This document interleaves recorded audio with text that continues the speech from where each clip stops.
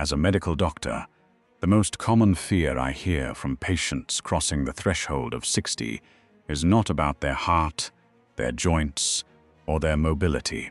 It is about their mind.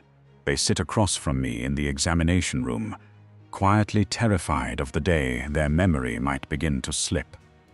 Or when the mental fog rolls in and refuses to lift, they ask me if they should download brain training apps, do more crossword puzzles, or take expensive nootropic supplements.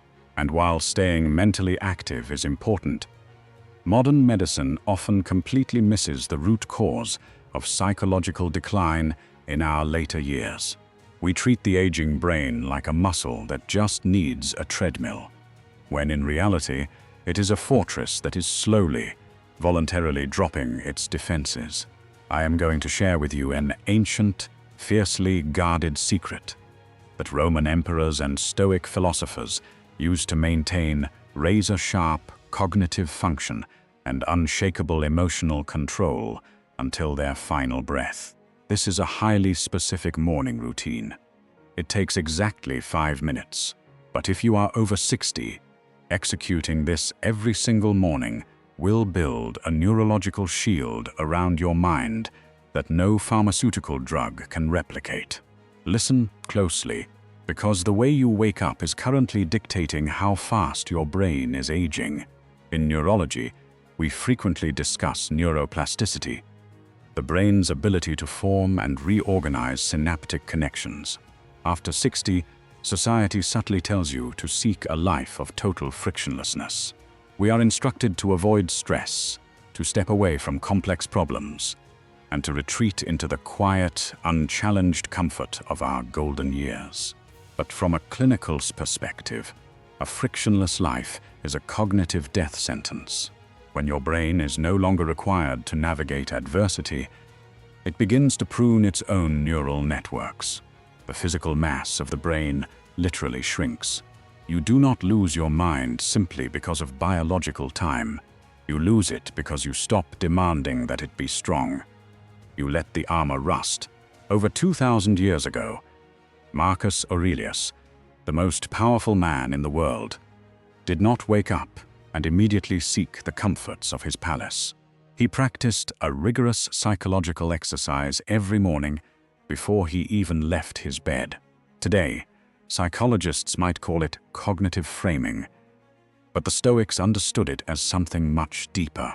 They knew that the human mind is at its absolute most vulnerable in the first moments of waking, when the subconscious guard is down and the day's anxieties rush in. Here is the exact ancient protocol you must adopt starting tomorrow. It consists of 3 specific mental acts performed before your feet ever touch the floor. Step 1. The audit of control. As soon as you wake up, your modern aging brain instinctively reaches for things to worry about. You think about the volatile news cycle, your children's financial problems, a looming medical appointment next week, or the inevitable aches in your body. This immediate stress response floods your system with cortisol. Chronic early morning cortisol is highly toxic to the hippocampus, the crucial memory center of your brain. Epictetus, one of the greatest Stoic minds, taught that the foundation of all mental fortitude is the dichotomy of control. Tomorrow morning, take a deep breath and explicitly divide your waking thoughts. Say to yourself, I cannot control the edge of time. I cannot control the economy. I cannot control the actions or opinions of my family. Force your brain to categorize these external threats as entirely irrelevant to your immediate peace. By verbally or mentally sorting what is in your absolute control versus what is not, you instantly lower your cortisol levels and protect your delicate neural pathways from unnecessary inflammatory stress. You reclaim your agency. Step 2. The rejection of trivialities. Patients over 60 often fall into a dangerous psychological trap, allowing minor inconveniences to dominate their cognitive load. The mail is late, the coffee is cold, the neighbor is too loud, The traffic is moving too slowly. Seneca wrote extensively about the brevity of life and how we foolishly waste our most precious resource, time and mental energy, on absolute nonsense. In your new morning routine, you must actively decide what you will refuse to care about today. Choose to be unbothered. Say to yourself, today, I will not surrender my peace to trivialities. When you do this, you are preserving your brain's limited daily energy for things that actually matter. Your overarching purpose, your loved ones, and the integrity of your character. A mind that is constantly agitated by small, irrelevant things has no metabolic energy left to defend against true cognitive decline. Step 3. The premeditation of adversity. This is the core of the ancient Stoic secret, known as premeditatio malorum. It sounds deeply counterintuitive to modern ears, but it is clinically brilliant. Marcus Aurelius wrote this instruction for himself. Begin each morning by saying to yourself, today I shall be meeting with interference, ingratitude, insolence, disloyalty, ill will, and selfishness.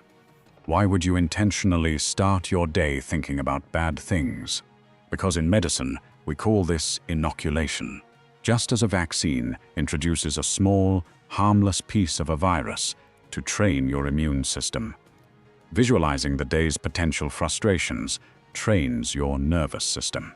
If you wake up expecting the world to be perfectly smooth and cooperative, every bump is a crisis that spikes your blood pressure and damages your mental state.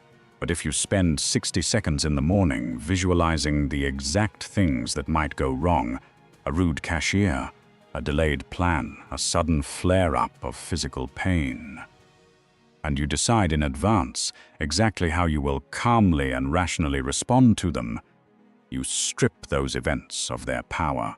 You are preloading your emotional regulation. When the stressor actually happens later in the afternoon, your brain does not panic. It simply executes the calm, stoic response you already prepared in the safety of your bed. Modern doctors will gladly prescribe you medication to help you sleep, or pills to manage your daytime anxiety. But true cognitive protection is an active, daily discipline. If you are over 60, your mind is your most valuable remaining asset. Do not leave its defense to chance, and do not surrender it to the soft, deteriorating comforts of modern aging. Tomorrow morning, do not reach for your phone. Do not turn on the television. Do not lie there passively worrying about the past. Audit your control, reject the trivial, inoculate yourself against adversity. Protect your mind with the armor of the ancients. The strength of your later years depends entirely on the thoughts you choose in the first 5 minutes of your day.